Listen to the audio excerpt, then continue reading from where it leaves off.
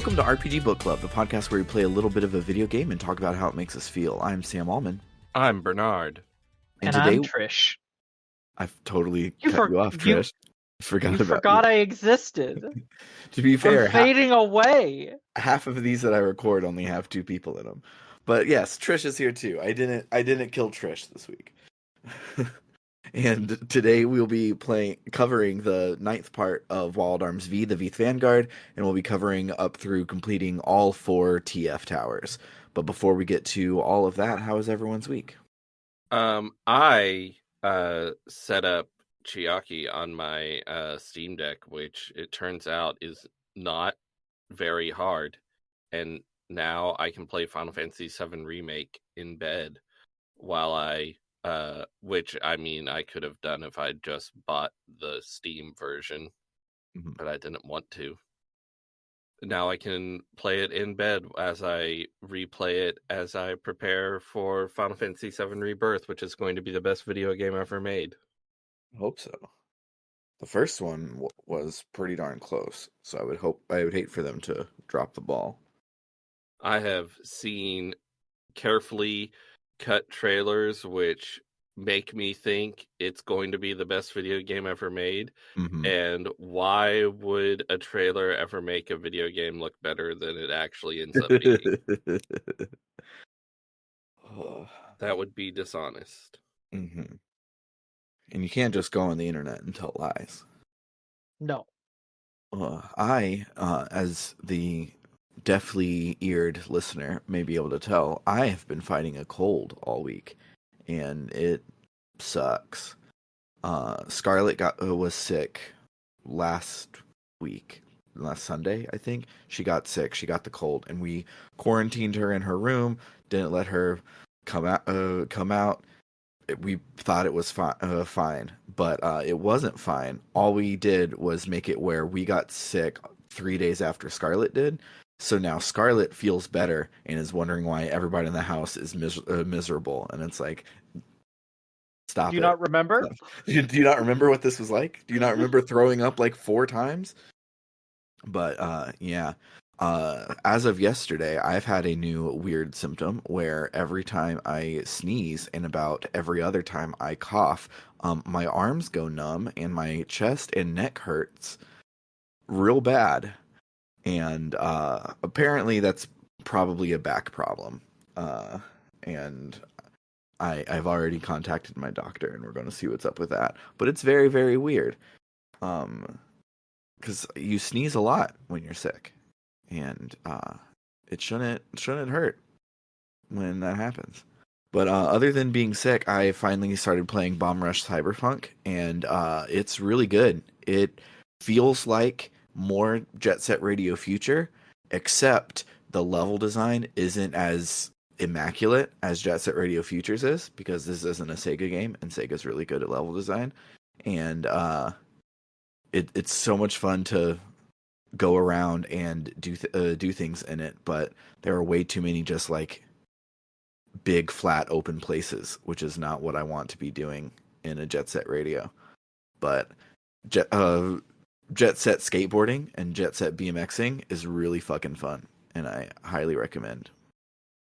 But yeah, that's all I've done this week, because that's all I've been able to do this week. For me, something reminded me of Stardew Valley, and so I did that thing I do every so often where I reinstall Stardew Valley and I mod the hell out of it. I'm not going to say it's a good way to spend my time. It's been eating up hours horribly that could have been spent doing other things. It's a fantastic way to spend your time. It is very fun. And I've got some really fun mods this time that I haven't played with before. So I've been doing that. I've been reading more Gideon the Ninth. And just yesterday, a friend showed me a film from last year that I missed, that I didn't end up seeing. I have now seen the Barbie movie, which apparently there is discourse about it. I'm going to try and avoid the discourse as much as possible. So all I'll say is it was a really good movie. I had a couple qualms with it, but like, it was really good. And it was also just like so gay. Like, it was really gay. but yeah, that was a really fun time. And me and that same friend continued further into Words of Radiance. We're going through the second. I'm showing this person the Stormlight Archive right now, and we're deep into the middle. And I do really love how sometimes showing another person a piece of art you love can ignite more affection for parts of it that you didn't care for yourself. Hmm. Like I usually, when I was thinking about it, I would always say Words of Radiance is kind of like my least favorite of the series, or definitely below the first one at least. And they're really changing my opinion on that and pointing me towards places where, like, yeah, no, there's some really great stuff in this book. Nice. And I like getting a newfound appreciation for parts of one of my favorite series that I'm not normally as big a fan of. Speaking of series that I'm a giant fan of, uh, you you're reading Gideon the Ninth physically, correct? That is correct. I just finished Act 1. Okay. Um, Gideon the Ninth is my favorite audiobook of all time, specifically an audiobook. Oh? And there is a thing that you can do in audiobook that you can't really do on the printed page. So there will be something that hits harder in the second book. If you like, it works better as an audiobook in the second book than it does than reading it does. And uh if you are an audiobook listener, I recommend checking it out in audiobook because the performance by Moira Quirk is fantastic. It's really really Ooh. good. But then the aforementioned thing she does in the second book that I don't want to spoil, but it's so good, very very good, and I highly Oh. recommend you check it out that way. Preferably your first time through it if you are able to. If not, it's okay. Okay, but going back and rereading it in audiobook is also pretty good. But yeah, that one that one is the one that I might like point people towards the audiobook over the physical book for. Hmm. Hmm. Well, I'm definitely intrigued. I would just say from where I am in the book currently, because I'm not that far. Mhm. It's the kind of book I chip away at a couple chapters every day or two. One thing I'm really liking is at first it's easy to look at the humor because the humor throughout the series is very, or at least where I am in the series, I should say, is very in your face and obvious and very modern in a Mhm. way that I think, and very, I don't know, like modern internet humor almost in a way, in a way that Mhm. kind of like is hard to ignore. Do you But want to when know a you get, secret? what is it? Does it It's change every book? no. Okay, good. It's Homestuck fan fiction. Oh, I'm not. Well, here's the thing: is I don't like Homestuck, but it does make sense. So here's the thing: is though when you get past the, oh, this is silly and funny, like you start digging into the world building, and the world building is just really fun because of that silly sense of humor. You end up with this thing of like, okay, there's space travel and there's spaceships. This is intergalactic empire or something. You've then got the element of like there's necromancy, there's magic, there's fantasy stuff going on, and then you have just like Gideon wears mirrored sunglasses, and Yep. she has dirty magazines, and like there's a mix of fantasy, science fiction, and modernism. Hmm. Not modernism, but like a modern sensibility, a modern humor. All of it Hmm. blended together into a really weird, fascinating world that I would love to see visually. Like Hmm. I would kill for like an animated series of this or something, like an Hmm. animated adaptation. Like that would look stellar in pun intended. Hmm. Also, good news. All of the pages at the beginning then said this is part one of the Locked Tomb trilogy. The trilogy now has 4 books. Oh, So that's lovely. I yeah, love when that happens. yeah. To the Hitchhiker's Guide, uh I love Yes, period. But on the front of book yes. 5, it says the 5th book in the increasingly inaccurately named Hitchhiker's trilogy, which is definitely what's going on here. But yeah, if you have the bandwidth to switch to the audiobook, I highly, highly, highly, highly, highly recommend it. I don't think I do, but I think I want to finish it physical copy, but I do want to go to check out the audiobook now that you've told me about it. Yeah, at least check out the like a if you, on like Overdrive or whatever, like get the sample so you can just hear the performance in the Okay. sample. At the very least, I think it will be helpful to have it in your brain. But I'm very curious to hear like this audiobook narrator's like Gideon voice, and especially her Harrowhark voice, because Harrowhark yeah, is such a like very particular kind of character, and I feel like there's a lot of ways you could read her. hmm And I'm very curious to see what she goes with. yeah. But yeah, shout outs to Moira Quirk. She's, as far as I know, hasn't done a whole bunch before this book, and she knocked it out of the park. It's the best one I've ever listened to. But speaking of the best things that I've ever listened to, let's listen to my notes for this next section of Wild Arms 5.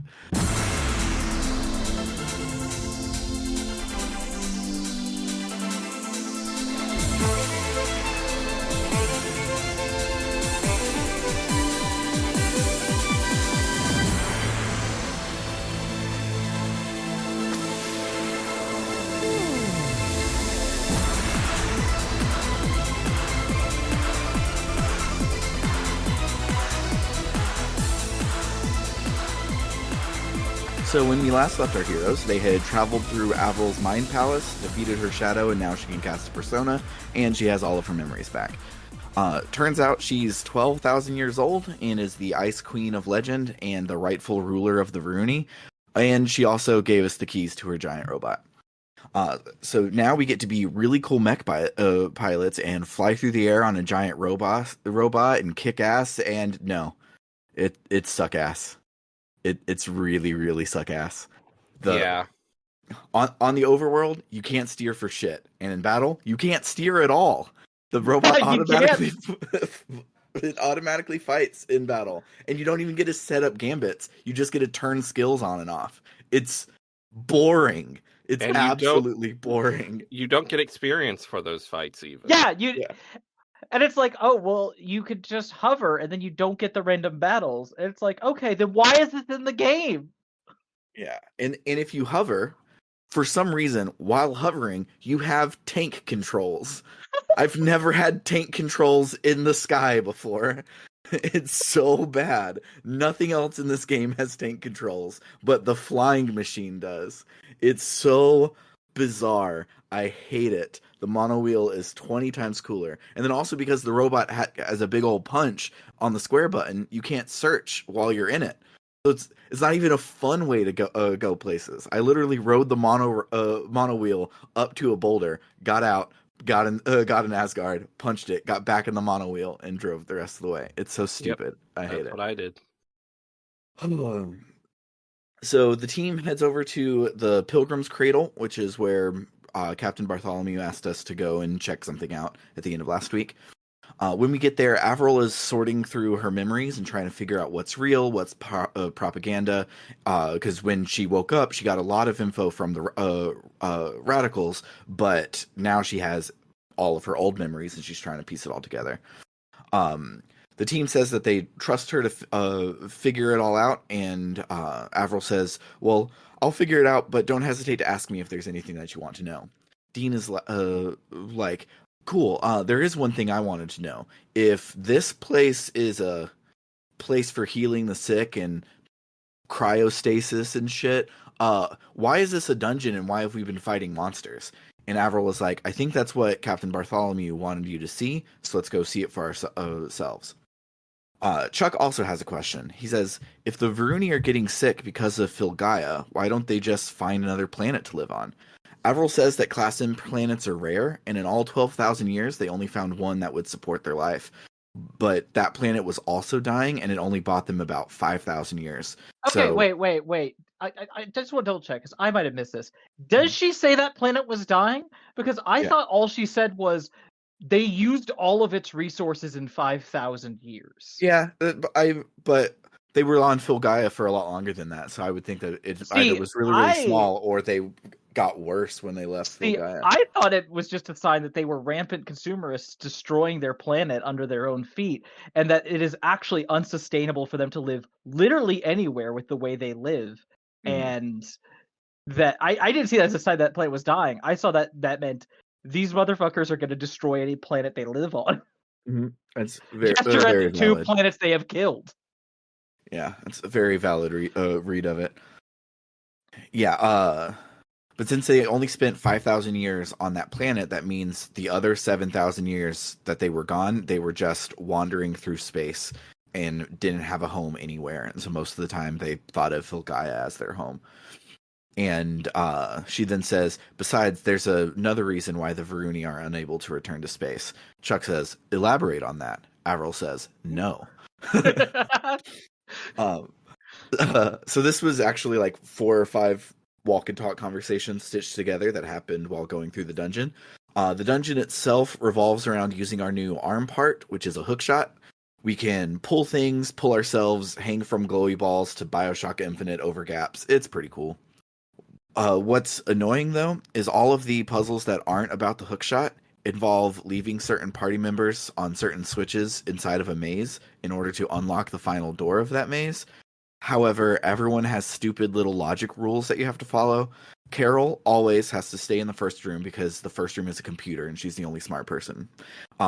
Then some of the rooms have the lights off and several of the characters are afraid of the dark, so you can't leave them in that room by themselves. And most annoyingly, Rebecca won't stay behind if Avril is in the party still because of her jealousy. And Avril always has to stand on the final switch. So the main puzzle here is finding a way to ditch Rebecca, go back and pick Avril up to put her on the final switch. As a logic puzzle, it's pretty cool. As a storytelling device, it's really fucking annoying that Rebecca's jealousy is what this whole puzzle relies on. It's stupid. I hate it. I hope there's some big lesbian awakening happening at the end of this episode today, because I'm tired of this. There's also a mid-boss that is made up of 3 smaller bosses, and if all the bosses are in the same hex, it combines into a big ol' ammonite that's completely immune to damage. So you either have to wait for them to separate, or have someone with the that medium equipped that gets the party hex manipulation skills, which none of my characters did. I had someone doubled up on the soldier to fight. So not soldier. What is it? That's Final Fantasy 13, whatever. But yeah, the fighting one, the sword medium. That's the one. I had two of those, so I didn't have anybody with the hex manipulation. So I just spent about 20 minutes guarding and waiting. And because I was guarding, he wasn't killing me, so I couldn't even like reload my save or anything. It just took forever. It was annoying. At the end of the dungeon, we run into the professor. He recognizes us as the people who stole the Mirror of DeSoto from him, and we're like, hi.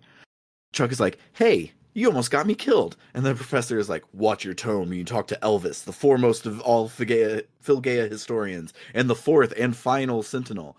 I stole that mirror fair and square. You guys just ruined my research. Carol is like, Professor, how many times do I have to tell you to stop stealing? And he's like, I'm sorry.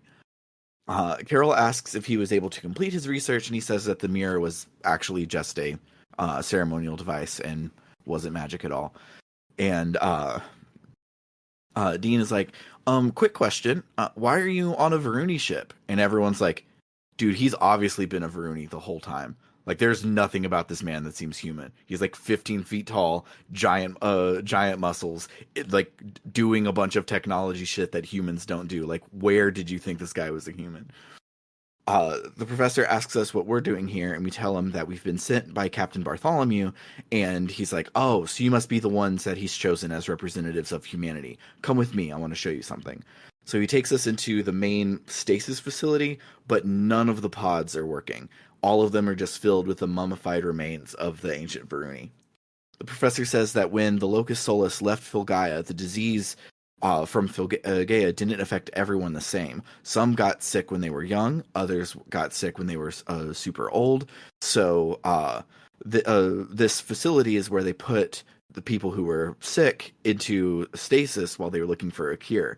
But because they were Varuni. They threw caution to the wind and pushed harder and faster than they should have, and they made a mistake that caused an accident, which let some experimental microbes escape into this place, which genetically modified the fauna into terrible monsters. So instead of having animals on their spaceship, they now have a shitload of monsters on their spaceship.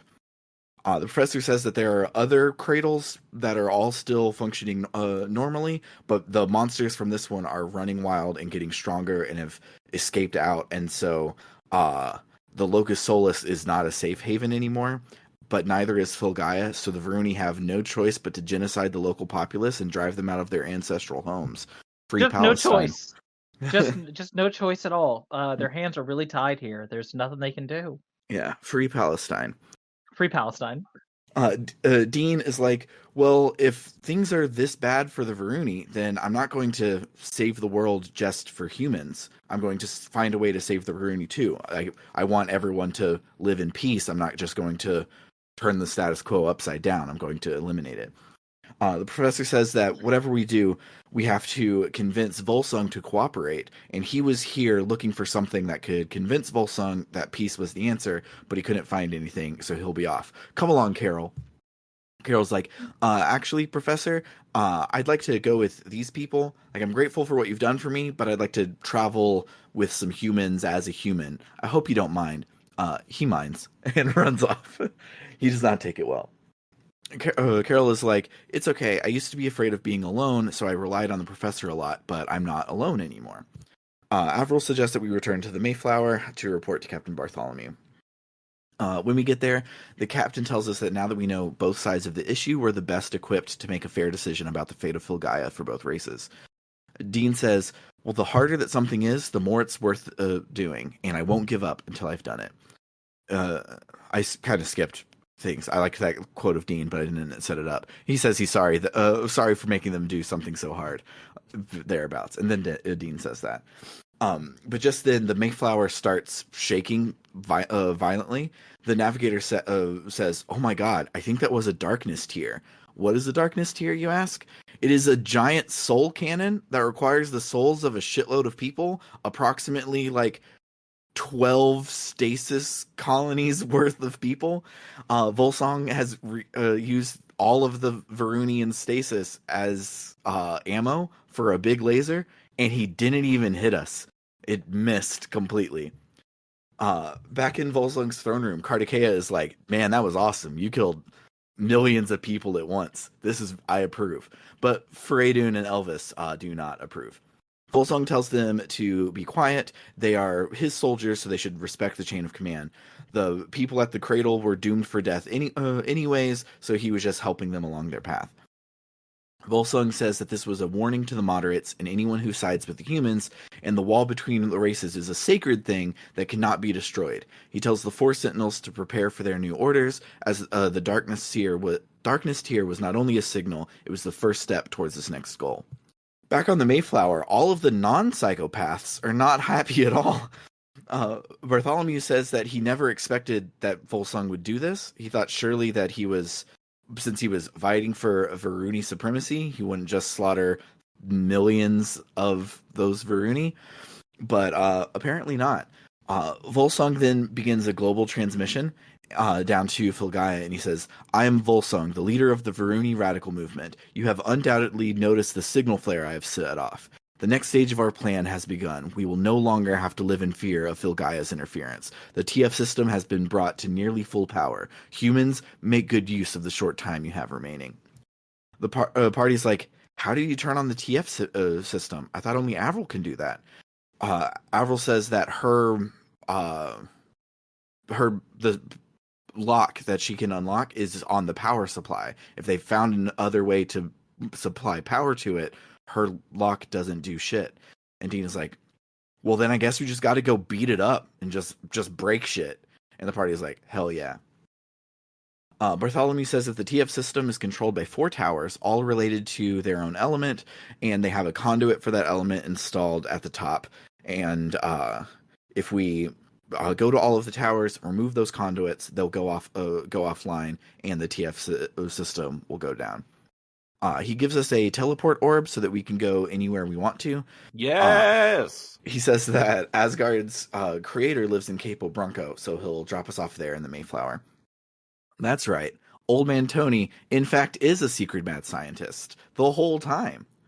Uh, Slightly out I of order. forgot. I had honestly kind of forgot he existed. And when they brought up his name, I was like, "Oh yeah, him. That was like 40 hours ago. I forgot." Yeah. I just remember him implying that he has lots of knowledge that Mhm. is relevant to the character's interests and the characters not picking up on it. Yes. Mhm.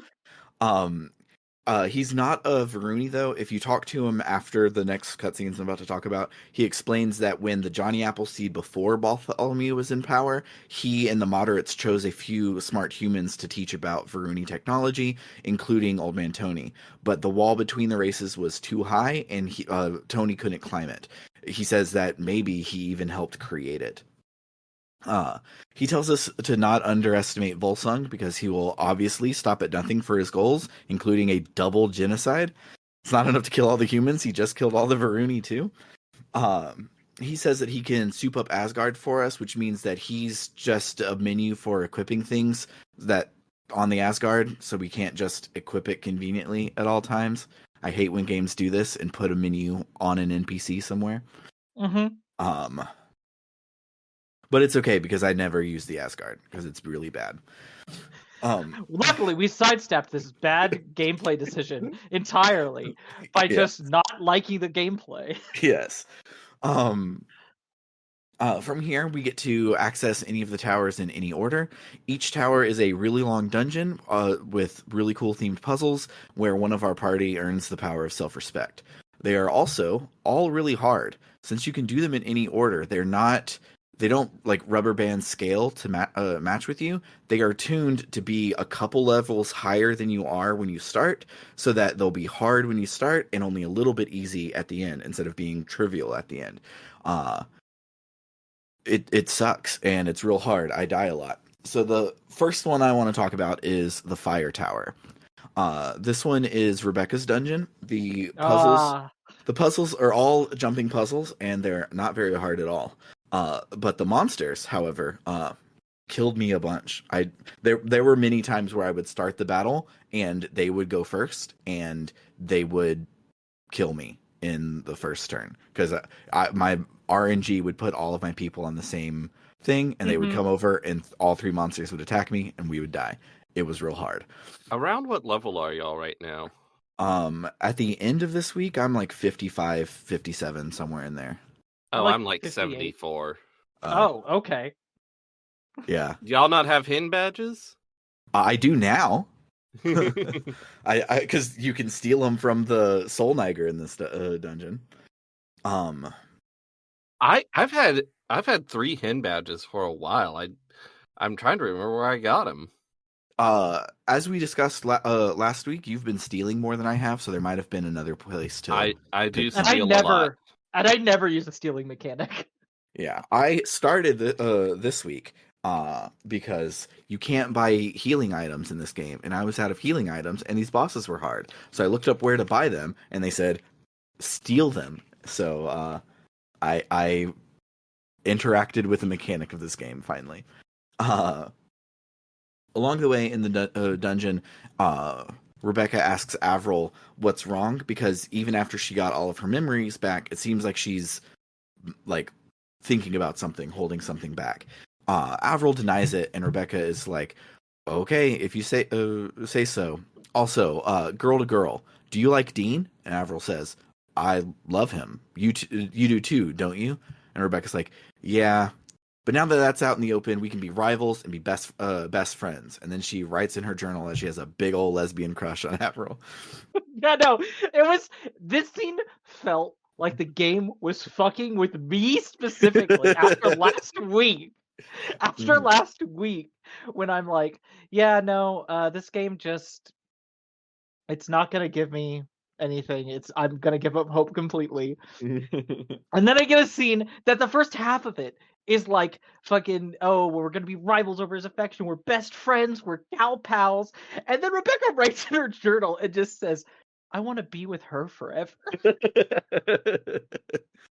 She's important to me as Dean is." And I'm like, where was this? Where was this game? I want to shake the writers. So,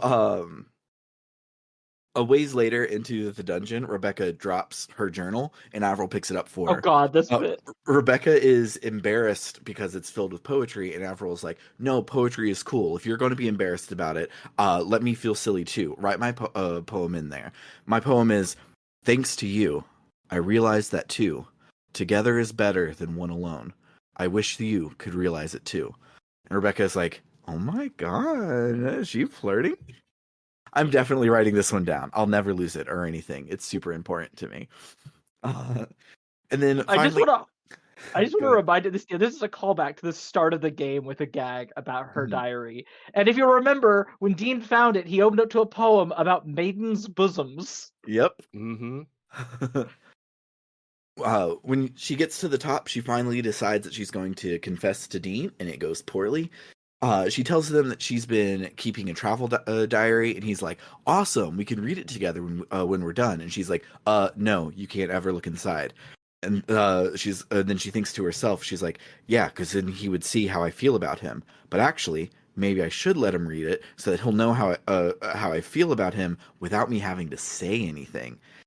And she was like, She specifically says that all she's been writing about is her feelings for Dean, and I'm like, yeah, "That That's tracks." that's you true. have not, you've literally not written about anything else.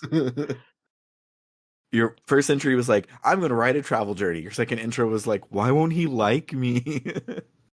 I had to um, think about after this what I really felt about Dean and how I really wanted his attention. And I'm like, oh my God.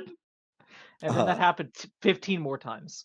I'm assuming if you like put on the glasses that make you see the world as a real world, like the way the characters see it, Dean is way hotter. It's the probably. only explanation That's for truly the how only these girls explanation. behave. She's like, "Hey Dean, actually, about my diary." And he's like, "Don't worry, I won't read it. Even if you torture me, there's nothing you can do that can make me read that diary." And she goes, "Well, shit." At the top of the tower, Persephone is waiting on her. Persephone says that since Nightburn is dead, she has no reason to keep any humans alive. And Dean is like, "Oh, so you found his body?" And she's like, "I ain't found shit, but I'm going to give up. I can't let you interfere with our plans any longer." And we have a boss fight with her. It's really hard. I actually gave up and did all of the other three towers before coming back here to do this one. It was really, really hard. She has an instant kill move. All four of them have an instant kill move, but hers is not actually an instant kill move. It is a move that does 9,000 damage flat, ignoring all bonuses, which means you can't survive it. But it's also not an insta kill move, so lifesavers and holy grails don't defend against it. So you just die if she uses it on you. Um, she also hits for about half of my character's health on a regular turn, and she's also super fast. So half the time she starts charging up her insta kill move, and maybe one of my people has time to leave. If that, 9 times out of 10, she charges it, and then she has the very next turn where she gets to do it and kill somebody. She also then has a move that heals for 5,000 damage. It's pretty rough. Yeah. After the fight, Persephone is like, "Why do you continue to risk your lives so hopelessly? Even if you defeat me, there's no way you can defeat Volsung. He's the literal devil." Rebecca is like, "Nothing's impossible. As someone special to me likes to say, you can do anything as long as you don't give up." Persephone is like, "Well then prove it," and fights Rebecca one-on-one. All four towers have a one-on-one fight, and they are all real hard. The cheese strat is to win a war of attrition by equipping your party member with the healer medium, which will get you an emergency turn if your health falls into the red, so then you can heal up and then do measly healer damage to them and eventually win. After Rebecca defeats her, Persephone is like, "Well, how could I lose to a brat like you?" Rebecca says, You can't beat me if you can't even be honest with yourself. I know how you feel. It can be hard to express your feelings to someone you love, but if you don't say anything, they'll never know. And besides, there's no proof that he's dead, is there?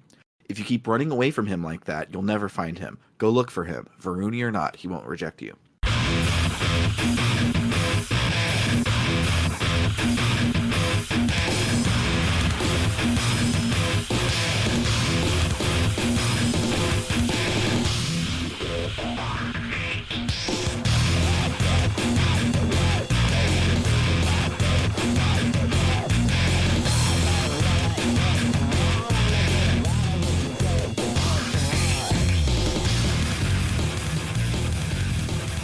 All right, so Sam's dying. So he's having trouble reading the notes in a way that won't be absolute hell to edit. So I have graciously offered to read them for him. You can all applaud how nice and thoughtful I am. Yes, and you can read all of the jokes that as I get to them, realize they're dumb jokes, and I skip over them, and you can read them verbatim and make fun of me. Okay. So after the battle, Rebecca says, we got to the part where Rebecca says to go after Nightburn, and Persephone is touched. She explains that Nightburn and her sister were lovers, but her sister was rejected by Filgaia, and after she died, Nightburn lost control and hated Filgaia and all of humanity, blaming them for her death. She says she should have talked to Nightburn sooner. Rebecca says, "It's not too late, right?" Persephone says, "I suppose not. I won't give up either, Rebecca. I'll never give up. I'll find Nightburn." We nab the conduit and head to the other towers. They're about Carol, Chuck, and Greg, who we don't really care that much about, so I'll just be brief. Okay, good, because I was like, oh man, if we go into that much detail about the other towers, this is going to be rough. No, the other towers are not that interesting. They're really not. Rebecca is like the female lead of the game, so her development is plot development. The other people are B parts. Yeah. Carol's journey involves finding out that she was only trying hard to be good at science to not get in the professor's way, and felt like she was holding him back. Dean tells her to look forward to the futures, don't run from the past, don't be afraid to let people take care of you, so you can know how to take care of others. She asks Dean if he can take care of her, to be her big brother, and he says, of course. Her dungeon involves a lot of block sliding and ice freezing. Her sentinel is Elvis, where Carol tells him that she wants to leave and travel with Dean. Elvis doesn't like this, so he fights us. After the fight, he's like, okay, Dean, if you're going to take Carol from me, fight me one-on-one. But Carol steps in and says she'll fight her own fights.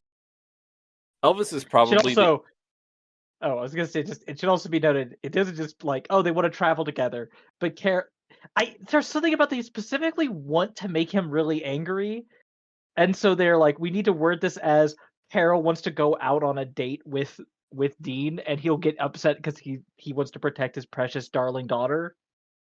Yes, and also Carol doesn't tell everyone that she's going to play this card. So she's like, I want your permission to go out with Dean, and everyone's like, excuse me? But yeah, Elvis is probably the easiest fight, but Carol is the weakest character. So Sam had to use spell items to even damage him. It took a while. Yeah, her regular attack literally said no effect, not because he has anything that protects it. She just couldn't go over his damage threshold. It was rough.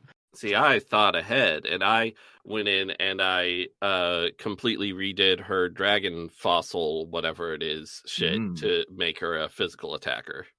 She still was weak, and it still took a while, but yeah. After the fight, Carol thanks him for taking care of her like a daughter, and she calls him Dad. It's cute. At Chuck's tower, Chuck just wishy-washies over Lucille. Dean tells him to protect people. I barely cared. I didn't say Sam barely cared there because it is true that I barely cared either. His dungeon has a lot of puzzles where you have to step on tiles in the right order. It's fun. It is actually fun. I was like, oh, this looks like it's going to be annoying, but it was fun figuring it out. Yeah, the harder one, where you have to like actually like jump over other tiles and go in a crazy order, was really fun to figure out. It wasn't fun that I fucked it up a few times because of the controls. Yes. As a side note about the controls, I'm playing on the Steam Deck and I have it on fast forward, and the Steam Deck's fast forward fluctuates from 2 to 3 times faster. And I didn't turn it off for any of these jumping puzzles. I just was like, I'll figure out how to do it at double speed. It's fine. Why didn't you just turn it off? You can That's turn what it you back on know. whenever you want. Yeah, but it just it wasn't ever. There was one time I almost did it in, I think Greg's, the one with the light bridges. There's that one that's blinking the wrong way, so you have to like jump onto it early so that you can get off of it early. That one I almost turned to normal, because no, I think I ended up having to turn that one to normal, but the rest of them it was fine. I just did it super fast. Anyway, You Chuck's fight ridiculous is man. yes. Chuck's fight is with Faradun, who Chuck reminds that the TF system will kill Lucille too. Faradun doesn't care. Then we fight him. Then Chuck fights him. Turns out Faradun does care and vows to protect Lucille. Onward! Oh, okay. I'll save this for memorable moments. Never mind. Continue. The last tower is Greg Tower. His journey is about realizing that revenge can't be the thing that drives him, and living for tomorrow should be his driving factor. But if he gets the chance to kill Kartikeya, that should be fun. His dungeon involves a lot of multi-room puzzles with wind turbines and switches, and it's pretty decent. His boss is Kartikeya. Kartikeya is like, I finally get to kill you. And Greg is like, well, I did say that I would get my revenge if it was convenient, so here goes. And we have a boss fight. Kartikeya's boss arena is annoying, as there's not a lot of options to get 2 squares away from his instant death technique. Can I admit something? It did not occur to me to try and get away from the instant death attacks until like the third one. I would just guard and be like, I hope it works this time.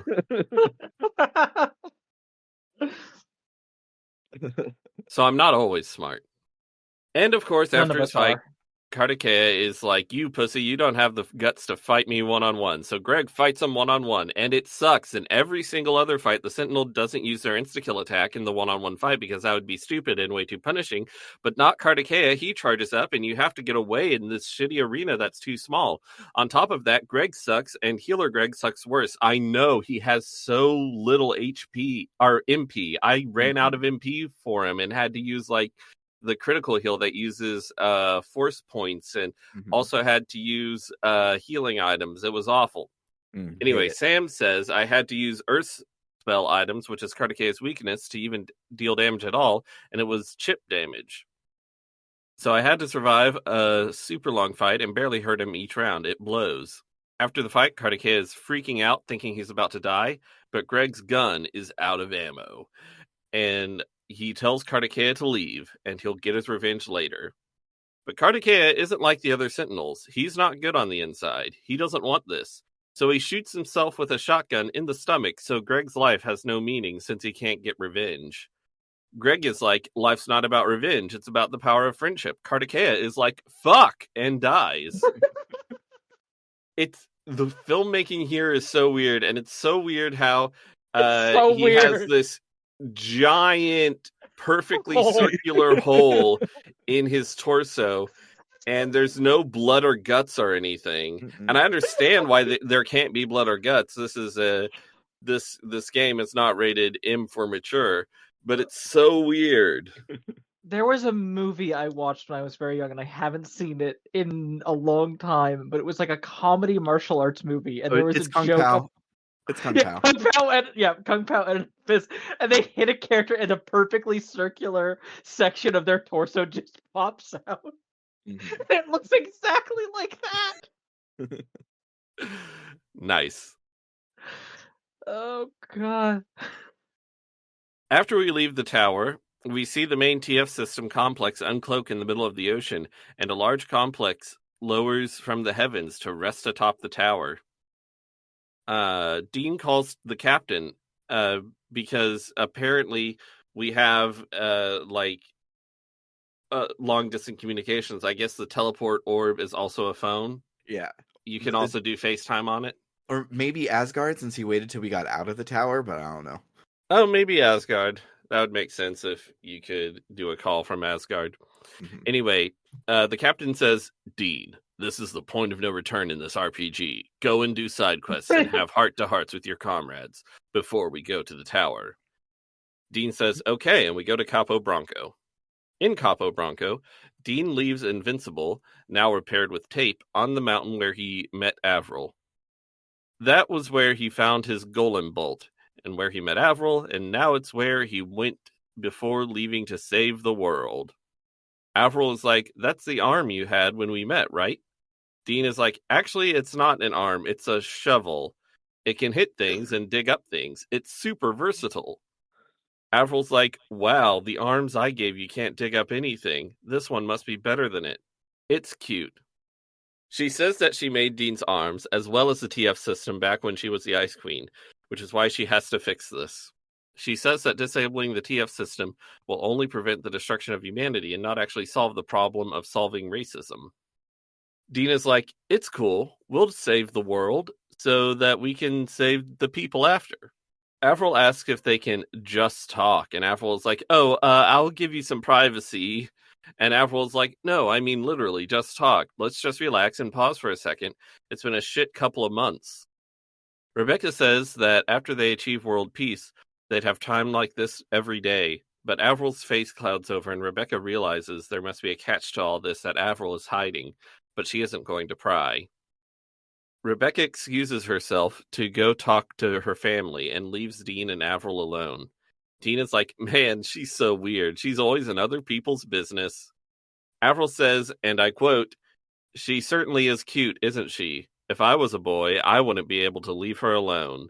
And here it says, gay. Yeah. It's Yeah. pretty gay. Yeah, it's pretty gay. Avril asks Dean if he remembers that day they met, and Dean says, yeah, how could I forget? I've wanted to ask, since you have your memory back, about the tear you shed when you saw me. Avril says, normally, if my sins are ever forgiven, then perhaps I can tell you. Dean says, how long will that take?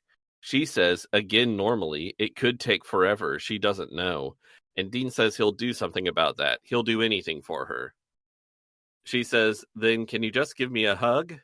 He says, of course. She then says to herself that shovels aren't good for digging holes. They're good for filling them too. And he has filled the hole in her heart. Meanwhile, Rebecca is not seeing her family. She's angrily pacing back and forth, waiting for Dean and Avril to get back. And I like the filmmaking here, how it's focused on Carol just like looking back and forth as Rebecca paces in front of the camera. It's cute. It's very good. When they show up, she's like, oh, I wasn't waiting long. I just got back from saying my goodbyes. And Chuck is like, no, you didn't. And then Carol pulls him to the side to make him shut up. Greg asks if we're ready, and Dean says he was born ready. And now they must head to the Central TF System Tower, which they will next week. Thank you, Bernard. Yes. So, yeah, now we will listen to some more of this fantastic soundtrack and then talk about our memorable moments.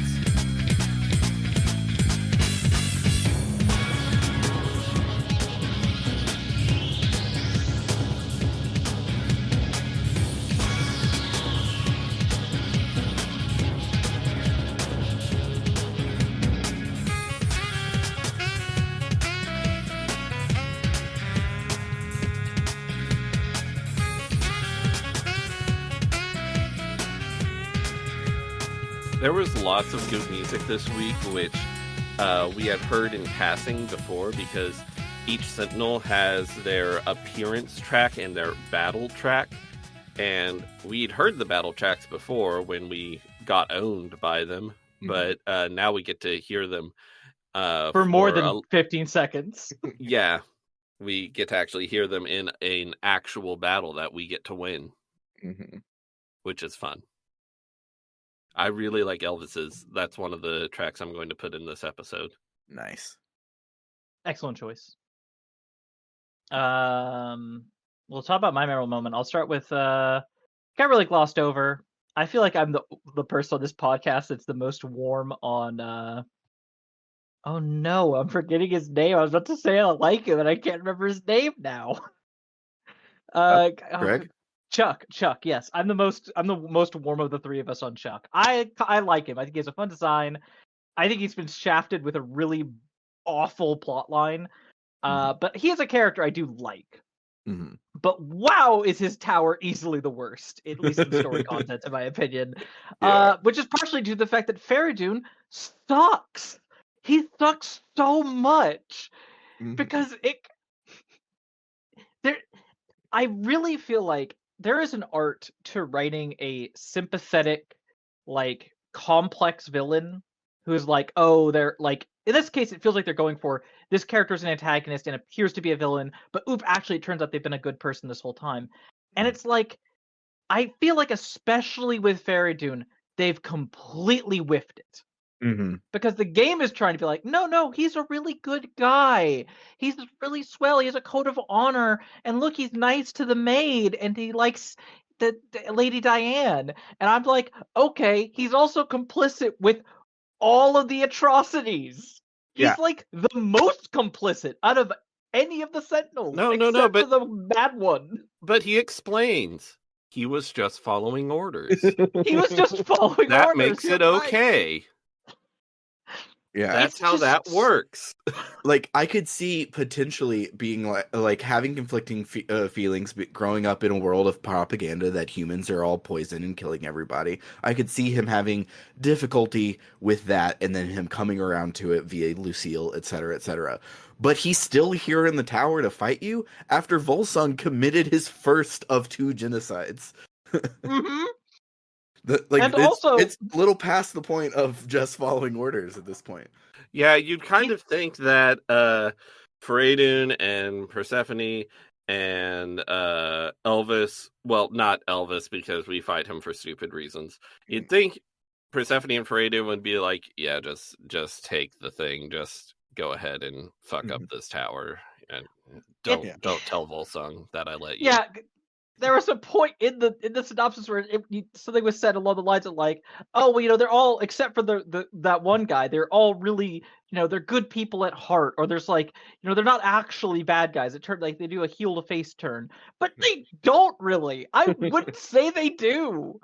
Faradun, it feels like he's operating in some kind of weird double think of like, yes, I am a radical. I am working directly under King of Genocide, who does all the atrocities and wants to kill humans for no reason.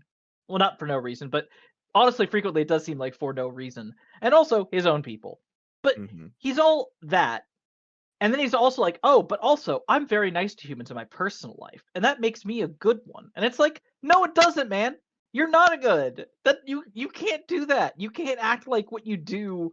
Like you could do these side things, and that makes up for everything else. And also infuriating. Oh, they point out they try to sell him being good by he has a romantic-ish relationship with his employee. Yeah. who is not really an employee so much as a slave. Literal slave.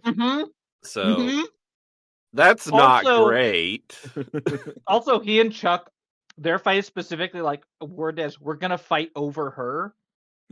I was really upset because the lead up to it felt like Chuck was being like, hey, I have accepted that she rejected me and she doesn't want to be with me, and I'm over that.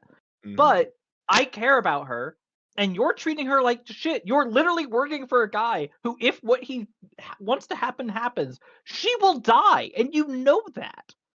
And so, like, I don't feel like you have a right to like be that person for her. So I'm gonna kick your fucking ass. And I'm like, oh, hey, that's good. And then he's like, we'll fight over her. The winner gets her. And I'm like, no, stop it. Yeah, this game's writing is not perfect. It's not. Its narrative design, like how they write everything, continues to blow my mind. Like the callbacks to the very beginning of the game, the way that there have been like subtle things, and the walk-in talks are freaking brilliant, and no game ever does that, and every game should. But the bit-to-bit writing is absolutely not great. Which and makes, then also, oh, go ahead. I was gonna say, which makes me think the problem might lie with Xseed and not with Xseed is the localization house. Localization, It might lie with Xseed more than it does with MediaVision. Possibly, but at the same time, like, the game we're playing is the localization. It's all we can really comment on and talk about. We're not, we're playing Ace Attorney. We're not playing Gyakuten Saibon. Yeah. Sort of situation. I was just gonna say also, for, I guess, a memorable moment question mark of this week. We keep referencing, because it's, especially when we are recording this podcast, it is unavoidable to compare the human. Oh god, I'm forgetting what they're called now. It starts with a V. The rich nobles from space. It's hard not to compare the Varuni. It's hard not to compare their conflict to Israel-Palestine. It's very hard not to. It's, of course, I'm sure, at least maybe partially based on that. It's probably also just based on a lot of settler colonialism throughout history. I mean, it's a game stylized out of the American West. There's probably at least some Wild West stuff going on with that. Drawing on the Europeans and the indigenous people of the Americas. But I really appreciate how some of it's done. It really feels like, oh, hey, they are pointing directly to how settler colonialism works and how it's fucked up, and the systems it creates that can create the illusion of there being some way out of a caste system when there actually isn't any. And that's all great. And then it's like, yeah, but the Varuni have it really hard too. Like, look at the consequences of their own actions that are killing them. Isn't that really bad? Don't they deserve some love too? And I go, no. Like, I'm not saying genocide them back. I'm saying these people have set up a situation where the choice is between them or all other living things on the planet. And at the end of the day, if we do get to that choice, it shouldn't be that difficult to choose one of them. I don't know. Obviously, the choice is double genocide. Just kill everybody.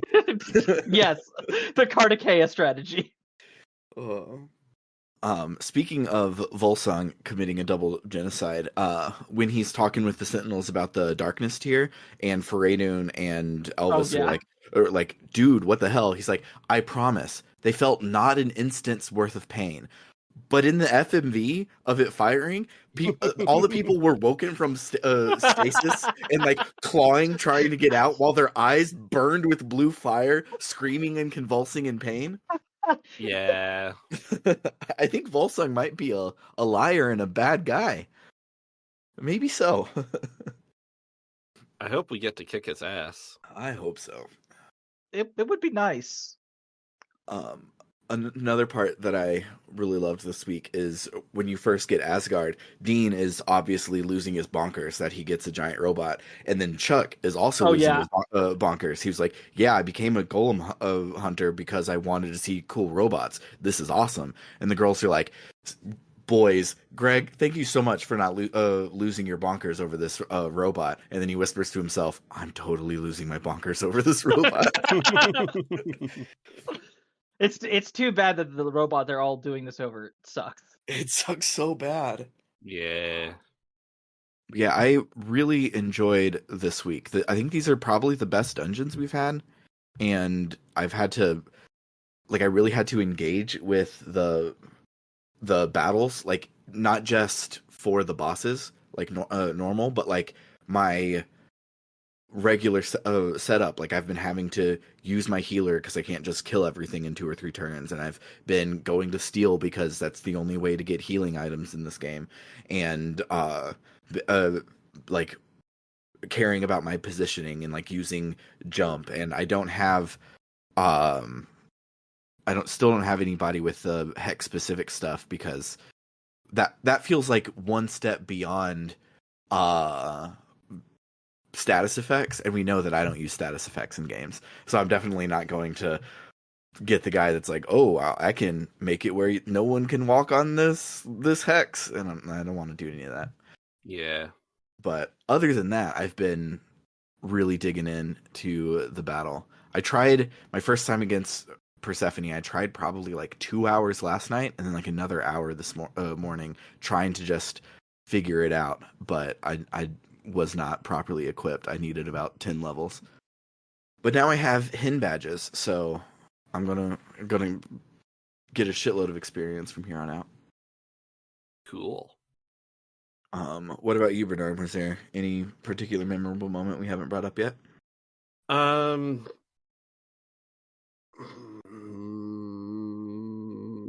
don't think so. Yeah.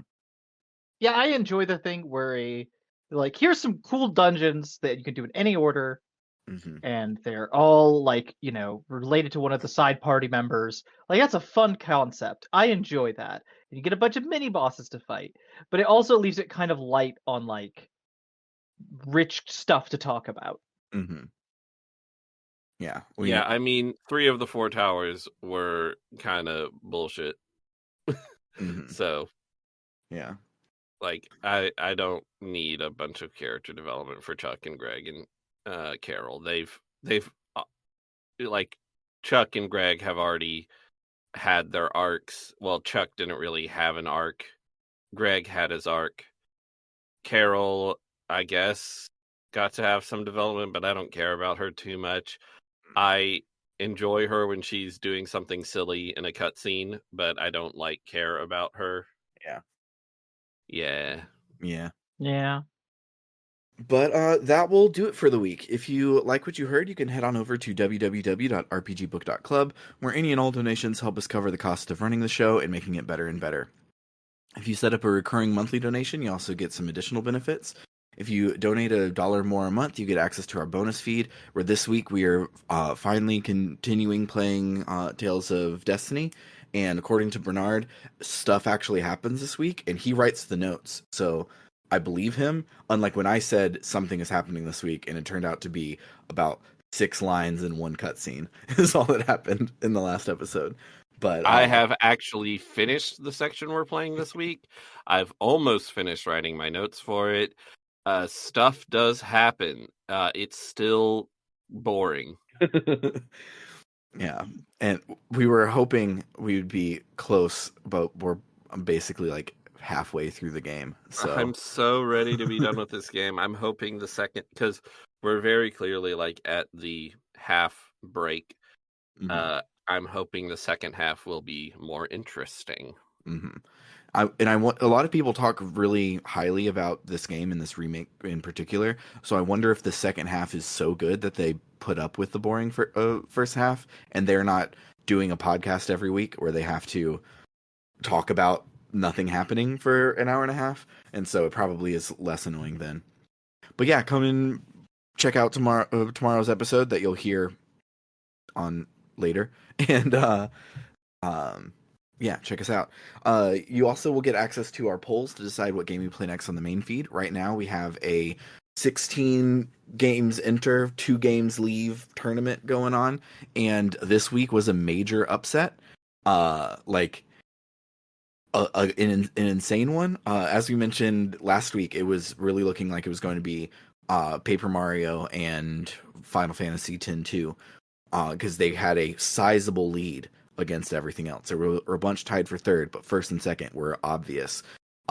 People have come through and voted them to oblivion, and so now Wild Arms 1 and Breath of Fire 4 are up as potentially the winners. So But it could all change again. It's crazy in there. Yeah. So who knows what could happen? If you haven't gotten your votes in, definitely get your votes in. And every vote is a swing vote when you can tank things with 16 points. So yeah, go in. It's almost like this. It's almost like the ranked choice voting system that we specifically implemented is not a good one. Yes. There's a because reason it leads to these absolutely bizarre, wild upsets constantly. Yeah. I looked up how we were supposed to have done it, and if we would have done it that way. I think these would only be like, I think they're in like third and fourth right now, so they're still up there. So it's not like we're being super unfair, but I like this being insane. And we told you from the beginning we were going to pick the insane one, so insane poll it is. So yeah, if Insane in the membrane. yes, you can also donate $5 or more a month, and we'll shout out your name at the end of every episode, like this. Shouts to Cerebral Wind, It's Claire Time, Frost Terror, Dragon Slayer 19, Floris, Kaldron, Freddy Rodriguez, Aaron524, and JFro Prime. And then finally, if you love us so much you want to donate $20 or more a month, you also get to make me say a sentence of your choosing, either to plug something or just to make me say something silly. So shoutouts to El Tantavi, who wants you to check out critical-distance.com, an aggregator for games criticism and journalism. Shoutouts to Vimk, who says, be like Sam, start playing Legend of Legaia. It's really, really good. I have not played it very long, but it's pretty. So there's Make that. it your New Year's resolution to play Legend of Legaia. That's the one. And then finally, shoutouts to Carr, who's a dentist, so he isn't plugging a website, but rather your own mouth. And he says to brush your teeth twice a day, most importantly, the time right before you go to bed. For RPG Book Club, I have been Sam Allman. I'm Bernard. And I'm Trish. Toodaloo, folks. Bye.